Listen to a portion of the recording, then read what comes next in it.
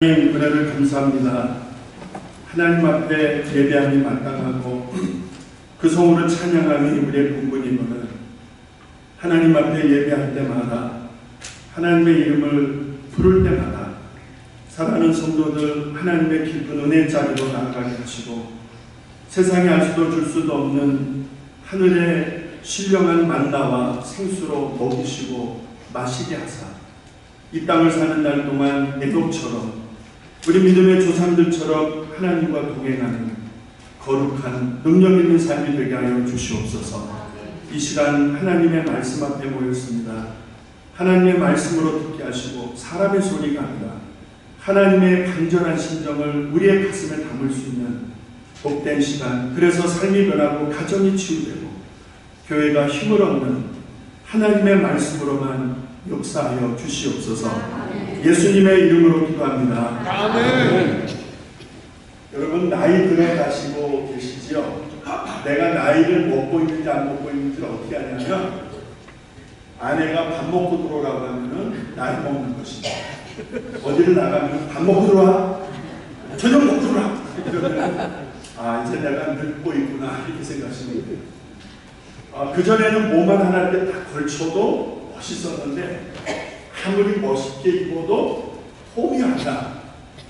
아무리 찍어 발랐는데 별로야.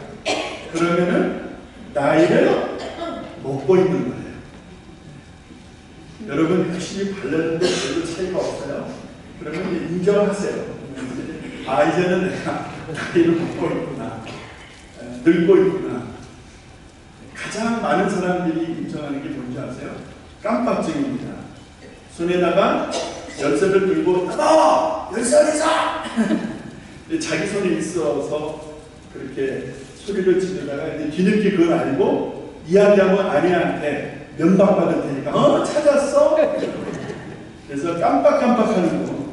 남편이든 아내든 깜빡증이 있을 때는 나이를 먹고 있다 이렇게 생각하시면 됩니다.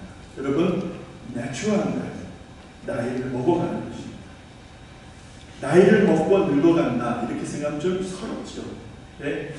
노사연 씨가 노래 부른 가사에 보면은 익어가는 것이래요. 익어가는 더 누추어하고 더 깊어지고 더 성숙해지는 할렐루야. 네, 그러니까 쭈그렁쭈그렁 되고 깜빡깜빡하고 자꾸 밖에 나가서 먹고 들어오라고 이렇게 해도 힘을 내시기 바랍니다. 네, 왜요? 나는 익어가고 할렐루야. 자, 나는 익어간다. 시작. 박자가 맞으면 기운이 안 나다. 시작. 나는 익어간다. 한 번만 더. 이쪽은 영 아니에요. 이쪽은 조금 소리가 나는데 다 같이 시작. 나는 익어간다. 할렐루야. 나는 익어가는 주 안에서 성숙하게 익어가는 여러분 모두 되시기를 바랍니다. 하나 더하기 하나는 뭐죠? 하나 더하기 하나는 아니 뭐 그런 걸 물어보시오. 하나 더하기 하나는 뭡니까? 2 둘이라고 그러지. 그때 2 그랬어요. 자 하나 더하기 하나는 둘. 땡. 하나 더하기 하나는 둘로 우리는 알고 있어요. 또 그렇게 배웠고요. 그런데 하나 더하기 하나는 하나라고 합니다.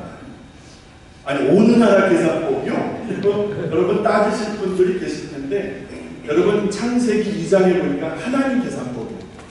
그러니까 하나님 앞에 가서 하나님께 따지시고 그러니까 하나님께서 창세기 2장 24절에 보니까 한 사람이 한 사람을 사랑하게 되어서 가정을 이루게 되었는데 그 가정을 이룬 그 사람들의 모습을 둘이 아니라 하나라고 말씀하십니다. 여기 신비스러운 것입니다. 분명히 둘인데 하나라고 합니다. 남편과 아내는 무촌이죠, 무촌. 자식서부터는 1촌, 2촌, 3촌, 4촌 이렇게 쭉 가잖아요. 그러나 아내와 나는 무촌이 촌수가 없어요. 왜요? 하나입니다. 하나입니다. 그래서 하나 더하기 하나는 둘이 아니라 하나 더하기 하나는 하나이다라는 것입니다. 2003년에 국회에서 제정했고 2007년쯤에 와서 대통령의 영으로 판결해서 5월 달에 오게 되면 여러분 어린이날 5월 5일 5월 8일 어머니날, 어버이주일로 지키지 한국에서는. 미국에서는 이제 6월 셋째 주가 이제 파더 선데이로 마더 선데이하고 이렇게 나눠져 있지만, 이걸 합하면 좋을 것 같아요. 합하면 좋을 것 같은데, anyway, 이렇게 나눠져 있습니다. 한국에는 어버이주일도 있고, 그다음에 스승의 날도 있고요. 그 다음에 5월 21일이 되면은 부부의 날이 있습니다. 그래서 내일 모레가 부부의 날입니다. 자, 21일로 한 것은 예전에 제가 이 설교를 이 내용을 한번 다룬 적이 있습니다. 21일은 두 사람이 하나다라는 뜻에서 5월에 들어와서 21일을 부부의 날로 제정을 했는데 우리나라밖에는 없는 날입니다. 다른 나라는 없습니다. 미국에도 없습니다. 저는 개인적으로 굉장히 좋은 아름다운 전통이라고 생각을 했습니다. 둘인데 하나다. 여기 참 하나님의 깊은 뜻이 있다는 것을 찾게 됩니다. 오늘 우리가 읽은 말씀 창세기 2장 18절에 보니까 여호와 하나님이 가라사대 사람의 독초하는 것이 좋지 못하다라고 말씀하셨어요. 하나님께서 모든 것을 다 만드시고 다 좋다고 그랬죠. 창세기 1장 2장을 보시게 되면 하나님이 다 좋다고 그랬지 좋지 않다고 한 것이 있어요, 없어요? 없습니다. 그런데 아담이 혼자 있는 것을 보시고 좋지 않다라고 말씀을 하시고 그 다음에 내가 그를 위하여 아담을 위하여 아담의 돕는 배필을 지을 것이다 라고 선포를 하십니다. 그래서 오늘 본문 말씀 2장 18절 말씀입니다. helper 라는 단어입니다. 그래서 2장 18절에 이 말씀을 보시게 되면 두 가지가 강조되어 있어요. 좋지 않다는 게 혼자 있는 것이 좋지 않다. 여기 혼자 잘 노시는 분들 계시죠? 혼자 잘 노시는 것이 좋지만 성경적인 것은 아니에요. 성경은 교제를 강조합니다. 남자와 여자, 성도와 성도, 흑인과 백인, 남과 북, 가진 자와 없는 자, 유대인과 헬라인 차이를 두지 않는다. 그래서 교통하는 것을 하나님 참 기뻐하시는 것을 알 수 있어요. 그래서 홀로 있는 것은 좋지 않다는 것이 강조되고 두 번째는 배필을 지으신다는 하나님의 의도가 드러납니다. 하나님의 의도는 뭐예요? 남자를 향하여 돕는 배필이 필요하다라고 하나님이 판단하신 것입니다. 자, 하나님께서 돕는 배필을 만드신다고 하니까 여기에 여러 가지 이제 의문점이 생기긴 합니다. 그런데 오늘 이 시간 제가 웬만하면 원어를 잘 말을 안 하는데요. 이 단어는 여러분들의 마음속에 머릿속에 딱 집어넣으세요. 남자든 여자든 남자든 이 단어를 꼭 기억하시길 바라는데 하나님께서 여인을 만드시는데 남자를 해서 여인을 만드시는데 그 여인을 돕는 배필이라고 말씀하십니다. 참 의미가 깊어요. 자, 돕는 배필의 히브리어 원어는 에젤 이게 앞에다 좀 힘을 주셔서 에젤이다. You are my 에젤. 오늘 집에 가셔서 이가 돌았나 이런 소리 듣더라도 그냥 눈에 힘을 빼시고요. 네? 눈에 힘을 빼시고 가슴을 넓게 하시고 You are my darling 하잖아요. You are my 에젤. You are my 에젤. You are my 에젤. 아주 아멘 좀 하시오. 썰렁한 You are my 에젤. 아멘. 당신은 나에게 없어서는 안 돼. 하나님 주신 배필이야. 어떤 배필? 돕는 배필이야. 이 말이 그게 에젤이라는 단어를 썼는데 이 말의 뜻은 조력자, 돕는 자라는 뜻입니다. 그러니까 아내는 남편을 돕기 위해서 만들었다는 것입니다. 그러면은 우리가 의문을 제기할 수 있는 것이 여자는 하등하고 남자는 우등하고 남자는 뭔가 괜찮은 것 같고 여자는 밑에서 닦아기만 해야 되니까 뭔가 영 괜찮은 것 같아요. 맞습니까? 자, 이런 의미로 그러니까 높고 낮는 것으로 좋고 나쁜 것으로 이해하기가 쉽습니다. 아닙니다. 제가 증명하겠습니다. 하나님께서 돕는 배필로 여인을 만들어서 남편에게 붙여주신 것은 남자가 훨씬 더 월등하고 여자는 그렇지 못한 것이 아니라 하나님 분명히 남자와 여자를 만드셨어요. 자, 남자와 여자를 하나님 만드셨으면은 분명 차이를 두신 거예요. 남자와 여자가 차이가 없다면 굳이 만들 필요가 없죠. 하나로 그냥 두면 되잖아요. 하나가 두 가지면 다 하면 되죠. 그렇잖아요. 근데 둘을 만드신 것은 하나님이 차이를 두신 거예요. 그러면은 남자가 더 월등하고 더 잘나고 여자는 거기에 종속되고, 이게 아니라 하나님이 남자를 만드시고 여자를 만드신 것은 신체적인 차이가 있어요. 그래서 남자와 여자의 몸이 달라요. 그래서 신체적인 차이가 있습니다. 또 하나 기능적인 차이가 있어요. 그래서 남자가 하는 일이 다르고 여자가 하는 일이 다릅니다. 남자가 하는 일, 여자가 하는 일이 뒤섞인 게 뭐예요? 그게 유니섹스 아닙니까?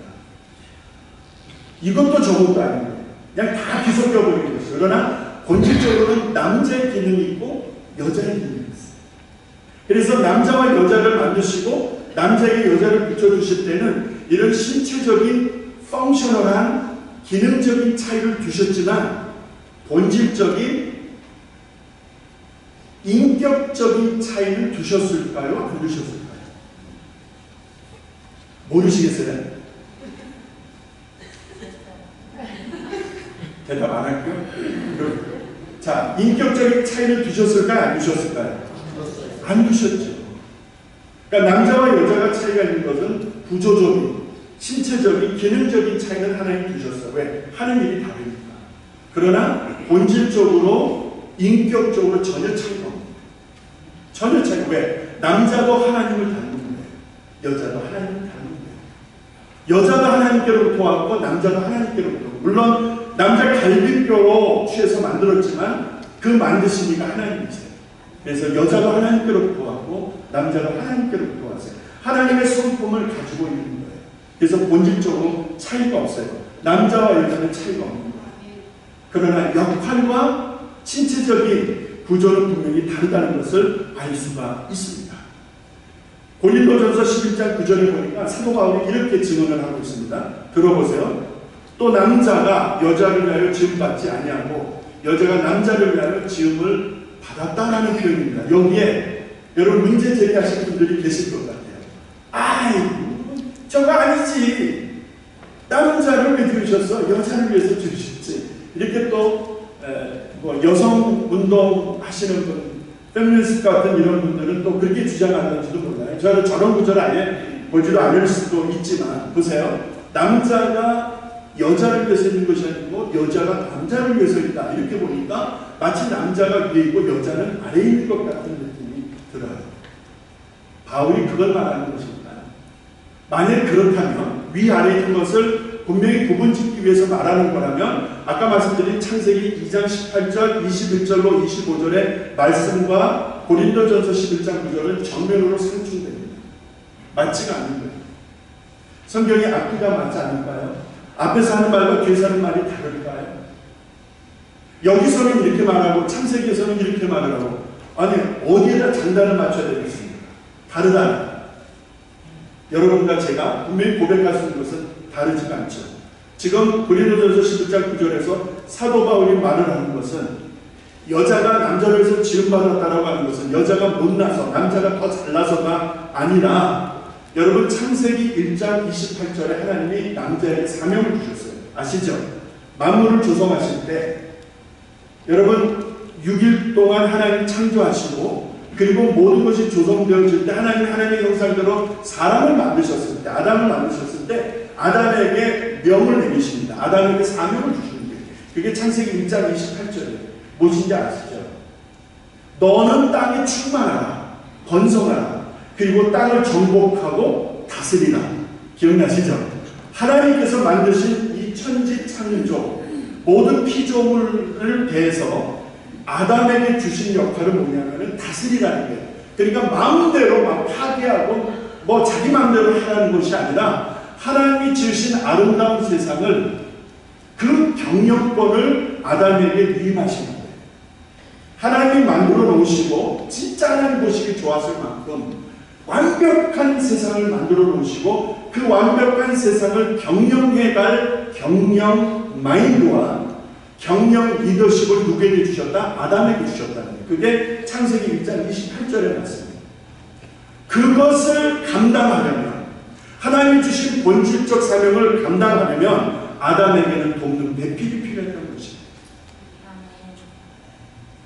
그래서 아담의 갈비뼈를 취하여 깊이 잠들게 하시고 갈비뼈를 취하여 여인을 만드셨고 그 여인을 향하여 에제, You are my 에제, You are my 에제, You are my 하나님으로부터 온 당신은 나의 돕는 자라라고 하는 그게 바로 여인의 가치. 자, 여기 여자분들 많이 계시죠? 자기의 가치를 여기서 발견하시기 바랍니다. 나의 가치는 이런 거예요. 여인의 가치는 이런 거예요. 하나님이 여인을 이렇게 만드셨어요. 그러니까 남자를 위해서, 남자가 하나님의 사명을 감당하기 위해서 여인의 에젠, 돕는 베풀로서의 여인의 도움이 필요하죠. 도움이 없으면 그 일을 감당할 수 없다는 것이죠.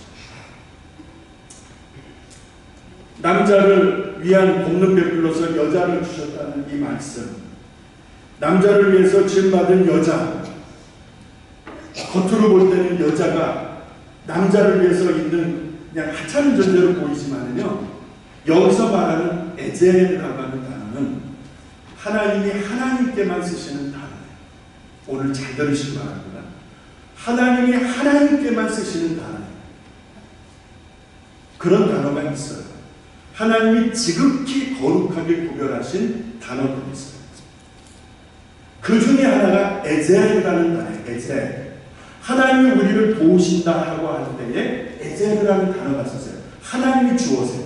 하나님이 우리를 도우실 때, 하나님이 우리를 도우시는 분일 때 에제라고 하는 그런 개념이 사용되죠. 그런데 오늘 본문 창세기 2장 18절 이후에 21절 이후에 보니까 하나님께서 여인을 만드시는데 남자를 위해서 여인을 만드시고 남편을 위해서 아내를 두시는데 그 아내의 가치를 에제라고 표현하십니다. 하나님의 마음이 여기 들어가 있는 거예요. 하나님의 마음이 이 단어에 들어가 있는데 여인을 만들 때 하나님의 의도와 하나님이 얼마나 심혈을 기울이시고 하나님이 여기다 얼마나 깊은 애정을 주시는지를 여러분 보셔야 돼요.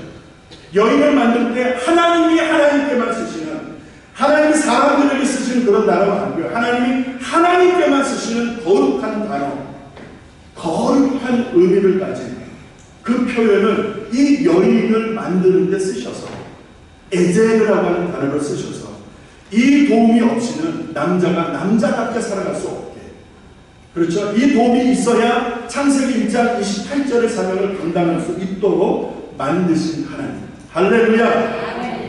여기에서 여인의 가치를 발견한다 이 말이에요. 저는 여성주의자는 아니에요. 남성 우월주의에 대한 혐오감을 가지고 있는 사람 중에 하나라고 말씀을 정직하게 드립니다. 남성이 우월적인 것은 기능적인 면에서 우월한 거예요. 아까 말씀드렸죠. 기능적인 면에서. 본질적인 면에서는 여인과 같은 거예요. 그것이 하나님의 뜻이라고 봅니다. 그런데 우리의 문화, 동양권의 문화, 특히 유교적인 배경에서는 차등으로 들어왔어요. 그래서 여인에는 어른들과 밥상을 같이 마주하지 못했고 부엌에 살기 때문이죠. 어른이 말을 하면 눈꼬리를 깔아야 되고 눈을 뜨고 앞을 보지도 못했고 잘못한 게 없어도 어른이 야단치면 그냥 맞아야 되고 물어야 되고. 우리 어머님들 세대의 이야기 아닙니까? 요즘은 그냥 누르면 되잖아요. 냉장고가 있어, 라이스 쿠커가 있어, 프리지레이터가 있어, 뭐 다 있잖아요. 김치냉장고가 다 있으시잖아요. 두세 개씩.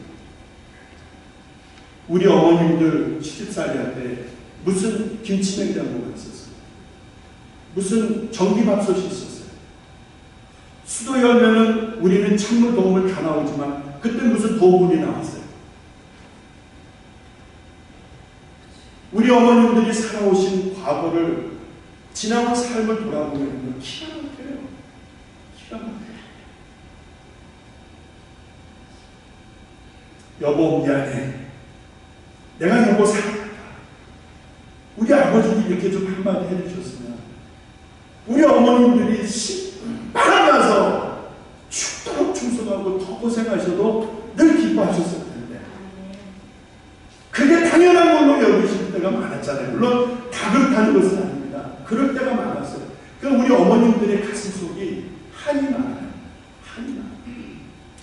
우리 어머님들의 마음을 두들겨서 이렇게 들어가 보면 여기에 멍하니진 게 한두 개가 아니야. 하나님이 본질적으로 만들어 놓은 창조의 질서가 아닙니다. 이것은. 그렇죠. 본질적으로 남자와 여자를 차별을 두시지 않으셨어요. 똑같이 만드셨어요. 기능적인 신체적인 차이만 두셨을 뿐. 남자가 앞서서 일하고 가정의 머리로서의 역할은 하나님이 정해놓으신 질서예요. 그러니까 남자의 리더십을 여자들이 맘먹으려고 하시면 안 돼요. 그런 거 아니잖아요. 남자의 머리됨을 인정해 주셔야 되는 거야. 이 여자가 이제 너만 머리 하냐? 그리고 여자가 그 머리에 딱 앉으려고 하면은 한번 앉아보세요. 저는 성경이 우리의 삶의 매뉴얼이잖아요. 성경이 우리의 삶의 지침이잖아요. 그러면 원칙대로 하자는 것이죠. 하나님이 정해놓으신 원칙이에요. 가정의 머리는 남자예요. 그래서 영적인 제사장이라고 말씀드리잖아요. 영적인 제사장이 깨어서 기도하면 가정은 사는 것이고, 영적인 제사장이 기도하지 않으면 가정은 죽는 것이고, 간단합니다. 이스라엘 백성들 가운데서 제사장이 하나님 앞에 바르게 서 있었을 때는 민족적 공물이 이뤘어요. 민족이 영적으로 하나님 앞에 바로 설 수 있었어요. 그런데 제사장들이 타락하고 제사장들이 죄를 짓게 되면 백성들이 우상을 섬겼어요. 남자는 가정의 제사장이에요. 남자는 가정을 지키는 기도의 용사의 길을 보세요. 베드로전서 3장 7절에 보니까 하나님께서 베드로 사도에게 이런 감동을 주셔서 베드로 사도가 이렇게 말씀을 전합니다. 남편들아, 이와 같이 지식을 따라 너희 아내와 동거하고 그를 더 연약한 그릇으로 또 생명의 은혜를 함께 이어받을 자로 알았기 여기라. 이는 너희 기도가 막히지 않게 하려 함이니라라는 말씀이 있어요. 이 말씀 잘 보시기 바랍니다. 남편들아, husband, listen. 남편에게 가장 중요한 게 뭐예요? 밑에 보시죠. 기도가 막히면 안 돼요. 남자의 기도가 막히면 안 되는 거예요. 그러니까 남자의 기도가 막히면 그 가정은 끝장나는 거예요. 자녀들이 끝장나는 거예요. 여러분, 옛날과 지금은 비교할 수 없을 만큼, 그리고 오늘과 앞으로가 비교가 안 될 만큼 세상이 점점 악해집니다. 세상이 점점 나날이 바뀌어지는 풍조에 따라서 믿음을 지키기가 어려워집니다. 우리 자녀들이 믿음으로 살기가 점점 어려워지는 때가 되는 거예요. 그래서 가정에서 저들에게 감동을 주고 부모님에게 선한 영향을 받지 않으면 우리 자녀들이 나가서 배울 데가 없어요. 배울 때. 교수가 레즈비언이고 교수가 게이인데 여러분 아시겠어요? 목사도 게이가 나오고 장로도 레즈비언이 나오는데 어디서 배운 거예요? 우리 가정에서 영적으로 경건에 대한 경험이 없다면 우리 자녀들의 미래가 있겠나 싶어요. 그래서 아버지가 기도하는 일은 이거는 가정의 흥망, 성쇠가 달려있는 것입니다. 그래서 아버지가 기도하셔요. 이후야 어쨌든 간에 아버지가 기도하셔요. 자, 그 기도가 막히지 않는다면 지혜를 주시면 돼요. 아버지가 남편이 늘 기도할 수 있으려면 앞에 두 가지만 기억하시면 돼요. 아내를 귀히 여기라. 왜 귀히 여겨요? 연약하니까. 생명을 유혹으로 이어가지 않을까. 생명을 잉태하고 낳았고 기르는 사명이 아내에게 있고, 그리고 본질적으로 아내는 더 연약한 그릇이라고 하니까 남자의 깊은 이해와 사랑이 필요하는 거예요. 아멘. 자, 그 원칙만 지키셔도 아내를 귀히 여기고 아내를 사랑하고 아내를 돌보고 아내의 입장을 이해하고 그 하나만 지켜줘도 남편의 기도는 절대로 막히지 않는다는 거예요. 이게 성경 말씀이에요. 남편과 아내의 관계가 이렇다는 것입니다. 왜? 둘이 아니고 하나이기 때문에. 가정에서 남편의 기도가 끊기지 않고 진행되기 위해서는 남편과 아내의 관계가 결정적이다라는 것을 아셨어요. 아내에게 섭섭하거나 남편에게 섭섭하기 시작하면 절대 기도는 따로놉니다. 그리고 기도가 강력하게 역사할 수가 없는 거죠. 여자는 남자의 소유물이 아니다라고 선포를 합니다. 에젤이라고 하는 단어는 법론 백필 에젤이라고 말씀드렸습니다. 에제르라고 하는 말은 눈에 보이는 하나님과 같은 존재다 이 말이에요. 아멘이십니까? 아멘. 자, 옆에 있는 돕는 배필 아내가 에제르라는 말은 하나님과 같은 분이라는 거예요. 하나님이라는 게 아니고 하나님이라고 큰일 나고 하나님과 같은 분이라는 거예요. 눈으로 내가 눈으로 볼 수 있는 내가 눈으로 볼 수 있고 만질 수 있는 하나님과 같은 존재가 에제 마이 에제 아내라는 거예요. 근데 귀히 여기지 않을 수 있어요? 그의 말을 충종하지 않을 수 있습니까? 남자들이 그 에젤의 말을 충종하지 않고 흥분할 때가 얼마나 많아요. 물론 에젤가 잘못할 때도 있을 거예요. 에젤가 고집 피우거나 자기 마음대로 할 때도 있을 거예요. 그래서 남자가 막 화낼 수도 있고 남편이 막 기분 나빠할 수도 있지만 근본적으로 본질적으로 말씀드리는 것이죠. 남자와 여자는 하나님의 작품입니다. 할렐루야. 아내와 남편은요 하나님의 작품이에요. 믿으시기 바랍니다. 그래서 마태복음 19장에 보니까 예수님이 이렇게 끊어서 말씀을 주시고 계세요. 사람을 지으신 이가 본래 저희를 남자와 여자로 만드시고 말씀하시기를 사람이 그 부모를 따라서 아내와 아빠의 둘이 한 몸이 될지니라 하신 것을 믿지 못하였느냐. 6절에 이러한즉 이제 둘이 아니요 한 몸이니 그러므로 하나님이 짝져주신 것 사람이 나누지 못할지니라. 하나님이 짝져주신 거라는 거예요. 어떤 중매쟁이가 중매한 것도 아니고 예전에 성경교회 목사님이 다리를 놔서 만난 것도 아니고 우리는 그렇게 생각하잖아요. 사람이 만나게 해주고 누가 내 동창이 뭐 이렇게 알고 친구의 여동생인데 뭐 어쩌고저쩌고 해서 그래서 이렇게 저 사람을 만났다 이 일을 만났습니다. 그래서 결혼하기 위해서 우리는 이렇게 이해를 하잖아요. 그런데 성경은 단호합니다. No. 하나님이 하신 일이라는 거예요. 하나님이 짝을 지으신 거예요. 하나님이 짝을 지으시고 가정을 이루게 하셨다는 거예요. 하나님의 작품이라는 사실을 여러분 믿으십니까? 남편이 아내를 아내가 남편을 버릴 수 있습니까? 남편이 아내를 아내가 남편을 버릴 수 있습니까? 함부로 할 수 있습니까?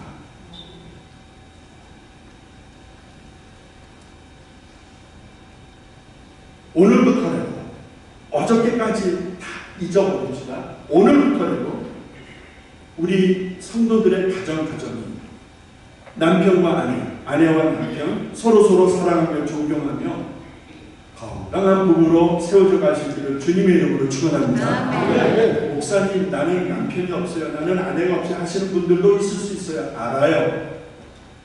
큰 의미에서 교회가 신부이고 성도가 신부이잖아요. 주님이 나의 신랑이시잖아요. 그러니까 예외 일사는 사람은 아무도 없어요. 나는 남편이 없으니까 아내가 없으니까 나는 예외다 이럴 수 없다는 것이죠. 내 남편이 우리 주님이시고 우리의 신랑이 주님이시고 할렐루야. 그러면 똑같은 원칙이 적용되죠. 지극히 사랑하는 것이요 그를 존경하는 것이요. 그래서 에베소서 5장 25절하고 35절에 보니까 그리스도께서 교회를 사랑하시고 자신을 주신같이 하라. 누구에게 주시는 말씀이겠어요? 남편들에게. 자, 아내를 어떻게 사랑해야 되겠어요? 나가서 저녁 먹고 들어와! 아이고 밥 없어! 나 오늘 저녁 밥 하기 싫어! 먹고 들어와! 죄송합니다. 내일 모레 저도 30년이거든요. 아직 한 번도 나가서 먹고 들어와라니? 먹고 들어와? 국물도 없어. 노수? 이런 적은 아직은 없어요. 아직까지. 제 아내가 없으니까 신나게 얘기해도 괜찮겠죠. 또 이렇게 쪼르륵 얘기하세요. 아직까지는 다행히도 그런 이야기는 서로 하지는 않았어요. 먹고 들어와라! 뭐 이렇게. 근데 제가 안 먹고 들어왔다면 아내가 별로 기분은 안 좋은 것 같더라고요. 밥을 찾아야 되니까. 저는 바깥에서 웬만해서는 안 먹습니다. 들어가서 가족들하고 먹으려고 했었죠. 남편들에게 주시는 말씀입니다. 교회가 주님의 은혜 안에서 세워진 것처럼 교회가 세워지기 위해서 주님이 십자가 지신 것처럼 그렇게 사랑하라고 남편들에게 말씀하십니다. 이게 멈춰요. 이게 멈춰요. 그래서 남편들은 예수님이 교회를 위해서 당신을 내어놓으신 것처럼 사랑하라는 거예요. 전폭적인 사랑. 여기에 조건을 붙이지 마세요. 너 이랬지? 이랬으니까 막 이러고, 이랬으니까 막 이러고, 이러지 말라는 거예요. 그 남자의 그 넓은 가슴으로 그냥 끌어안아버리라는 거예요. 그리고 먼저 사랑하라는 거예요. 이게 우선입니다. 두 번째가 에베소서 5장 33절에 보니까 아내도 그 남편을 경외하라 이렇게 되어 있습니다. 남자에게만 주시는 말씀이 아니고 남편에게만 주시는 말씀이 아니고 여자인 아내에게 주시는 말씀인데 경외하라고 하는 말씀을 주세요. 이게 질서입니다. 남자의 사랑이 있을 때 아내가 경외하게 됩니다. 이거를 존경이라는 단어로 바꿔보겠습니다. 여러분 칭찬하면 고래 노축을 주게 한다 그랬죠? 자, 남편이 아내를 칭찬하고 아내가 남편을 칭찬하게 되면 아내의 경우는 남편의 칭찬을 받을 때 사랑을 받는다라고 생각이 된다고 합니다. 나는 지금 사랑받고 있어. 그러니까 남편의 칭찬을 받으면 나는 왠지 사랑받고 있어서 좋은 거야. 그런 여인애들의 발걸음은 충충충충충충 이렇게. 그런데 구박받고 면박받고 무시당하면요 걸음걸이가. 제가 사무실에서 이렇게 사무실 문 열고 있으면요 성도님들이 걸어다니는 발걸음이 다 다른 거 아시죠? 아, 지금 A라는 권사님이 지나가십니다. 지금 B라는 장로님이 가고 계십니다. 다 느낄 수가 있어요. 농담이 아닙니다. 걸음걸음이 다 틀립니다. 근데 충충충충충충충충 다니는 분들이 있어요. 누구라고 난 얘기 안 합니다. 그런 분들은 남편의 사랑에 젖어 있다는 거예요. 왜? 좋은 걸 어떻게 해? 좋은 걸 어떻게 해? 좋으니까 어디서 표시가 나는 거야? 발걸음에서 표시가 나는 거야. 총총총총총총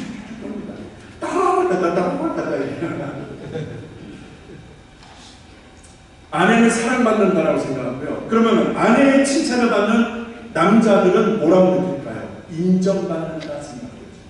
인정받는다. 그래도 내가 아내한테 인정받는다 생각하면 남자는 그때부터 막 기가 사는 거예요. 남자가 인정받지 못해보세요. 기가 사나. 기가 살지 못하는 남자가 나가서 남자는 하겠습니다. 자, 그래서 남편이 아내를 칭찬하면은 사랑받는다. 아내가 남편을 칭찬하면은 인정받는다. 나 인정받아. 그래서 가슴이 타고 그럼 결과적으로 아내는 남편의 칭찬을 받는 아내는 사랑받는다 하기 때문에 자기를 다 주는 거예요. 이게 사랑이에요. 이게 진짜 사랑이에요. 자기를 다 줘버리는 거예요. 몸도 마음도 다 주는 거예요. 여인은 그런 게 다 주는 거예요. 그런데 함부로 남자들이 잠자리를 침범하거나 짓밟으면 되겠어요? 아내의 동의가 없는데. 제가 상담했던 젊은 부부 중에 하나가 결국에는 이혼을 했는데 부인이 따로따로 상담하고 나중에 같이 상담하는 요령이 있거든요. 근데 아내를 처음 상담했을 때 아내가 하는 말이 그래요. 나는 남편한테 매일 강간당합니다. 이렇게 말을 했어요. 부인이 딸 3살인가 4살쯤 된 딸이 있었는데 딸 하나 딱 두고 있었는데 그 어머니 아버지는 교회를 잘 섬기시는 장로님이고 권사님이세요. 기도 많이 하시는 분이세요. 결국 이혼을 했어요. 나중에 들어보니까 그 딸이 그 며느리가 저한테 눈물을 펑펑 쏟으면서 했던 말이 기억해요. 목사님 저는 매일 강간당해요. 강간. 그 말에서 여러분이 판단하시기 바랍니다. 남편한테 사랑받고 인정받는다고 생각하면 여인에는 다 힘들어요. 아시겠죠? 그러면 여인이 칭찬하고 아내가 칭찬했을 때 힘을 얻는 남자들은 어떻게 할까요? 목숨을 거는 거예요. 이게 남자죠. 남자는 진짜 아내를 사랑하고 목숨을 겁니다. 진짜 아내를 사랑하고 좋아하면요, 그 여인을 위해서 목숨을 거는 거예요. 아멘. 그것이 없으니까 딴 길로 비켜가는 거예요. 딴 길로 가는 거예요. 딴 길로 가는 거예요. 사진 좀 띄워주실 수 있어요? 사진? 자, 홀드하세요. 제가 주중에 양로신방을 갔다가 나일스 양면을 갔다 내려왔는데 1층에 딱 내려왔는데 두 분이 저를 보고는 해맑게 웃으세요. 처음 보는 분이에요. 근데 할머니 할아버지가 다 90이 다 되시는 분이세요. 할머니가 허리가 안 좋으셔서 여기 이제 입소하셔가지고 이렇게 이제 테라피를 받으시는 과정인데 테라피 하는 사람은 차 끌고 할아버지가 직접 하십니다. 근데 두 분을 얼굴을 딱 뵀을 때 너무 행복해 보이는 거예요. 순간 저는 마음에 나도 저렇게 늙을 수 있으면 좋겠다. 나도 저렇게 살 수 있으면 좋겠다. 그 마음이 드는 거예요. 그래서 저분들이 저를 이제 인사하고 좀 안부도 묻고 건강하시라고 얘기하고 이제 지나가시는데 그냥 발걸음이 안 떨어져서 제가 저분들의 뒷모습을 사진을 합니다. 하나 더 있죠. 저 보세요. 할머니가 이러니까 할아버지가 얼른 잡아서 이렇게 붙들어줍니다. 늙어가는 것이 아니라 익어가는 것이다. 이게 부부라는 거예요.